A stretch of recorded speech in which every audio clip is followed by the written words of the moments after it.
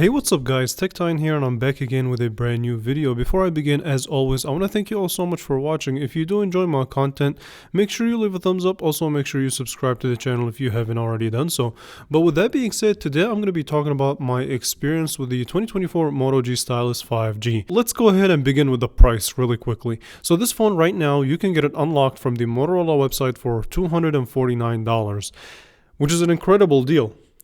However, you can also get the Motorola Edge 2024 for $299, which I think is an even better deal. So take the information and do with it as you wish, but for the sake of argument, let's talk about the 2024 Moto G Stylus. So if we look at the design department, this kind of synthetic leather that they decided to use on the back of the phone does give it this premium feel and premium look. And if you look at the right hand side, you will also be able to tell while it is plastic, it's not metal, it does try its best to resemble metal. So this phone does a really good job in making it seem, look and feel more premium than it actually is. So you also still retain a headphone jack on the bottom, your speaker, as well as the stylus, for better or for worse, whether you will use it or not. And if you look at the right hand side, the power button, volume up and down, they're also still pretty decent buttons. I would say that they're not the most clickiest buttons that I've used, but they still are some decent buttons.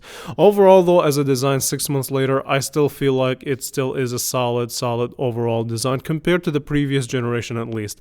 Now, a big upgrade that they decided to go with in the display department. So the Moto G Stylus 5G does provide a really nice display compared to the previous generations. Even 6 months later, it still is one of the best displays that you can find for a phone that is priced under $250. So you get a OLED display, 120 Hz refresh rate, and it is a 6.7 inch 1080p display. Again, 120 Hz OLED technology, and well, a feature that I didn't really see coming when this phone first came out is the in-display fingerprint sensor that works as good as I expected. So it's not the most accurate thing in the world, but for the most part, it works about 75 to 80% of the time. So watching videos on this phone, even the speaker itself is kind of good. The bezels are really small. It's just an overall really solid display. I really have zero complaints when it comes to this display. If I were to really nitpick, I would say, well, I wish it was brighter. But overall, again, I don't really have a problem with the display. Now, I do have to kind of cover the performance here a little bit. So you get 8 gigabytes of RAM, 128 gigabyte of storage, and you get the Qualcomm Snapdragon 6 Gen 1 processor. Again, in-display fingerprint sensor, 5000 milliamp hour battery and whatnot. So it's a pretty good performing device on paper. And if we look at the most important feature of this phone, which is the stylus, you can tell that if you're one of those people that will actually take advantage of the stylus and use it, this phone might be the phone for you 6 months later. To be 100% honest with you guys, I used the stylus a couple of times when this phone came out, and honestly, I didn't really care too much for it.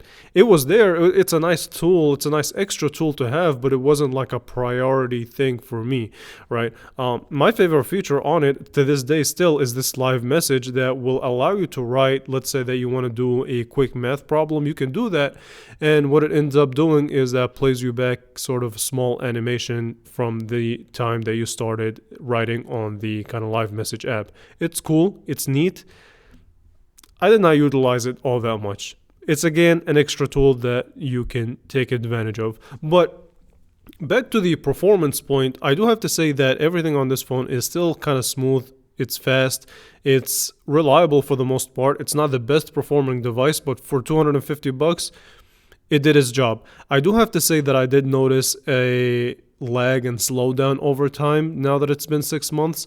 It wasn't nothing crazy, but trust me, you're going to experience lag. The more apps that you download on this phone, the heavier the load on this phone is. So again, it's not going to be the greatest performing phone, but for the most part, for the lighter user, you're going to have no problem with it at all. Even when it comes to things like playing games, this phone does a pretty good job in playing games. I mean, it's not going to impress you in the best graphic performance, but it can keep up with a lot of high-end games. So keep that in mind.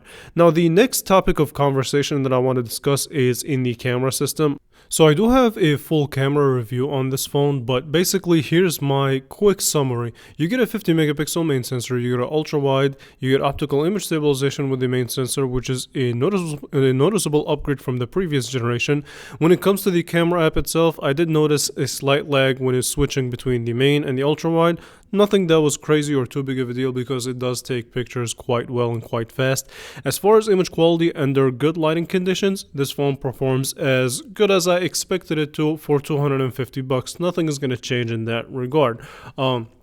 Nighttime photography is a struggle, but overall though, as a just camera on a phone that costs $250, it's decent. Now, the extra features that this phone has that actually surprised me when it first came out is the addition of a fast wireless charging capability. So you can either take advantage of it or not, but you do have fast wireless charging on this phone.